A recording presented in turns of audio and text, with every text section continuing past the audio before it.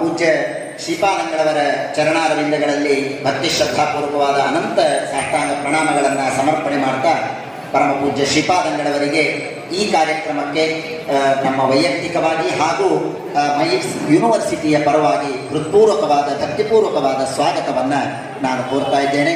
ಇನ್ನು ಕಾರ್ಯಕ್ರಮವನ್ನು ಪ್ರಾರಂಭ ಮಾಡಲಾಗತ್ತೆ. ಹೆಚ್ಚು ನಾನು ವಿಸ್ತಾರವನ್ನು ಮಾಡೋದಿಲ್ಲ.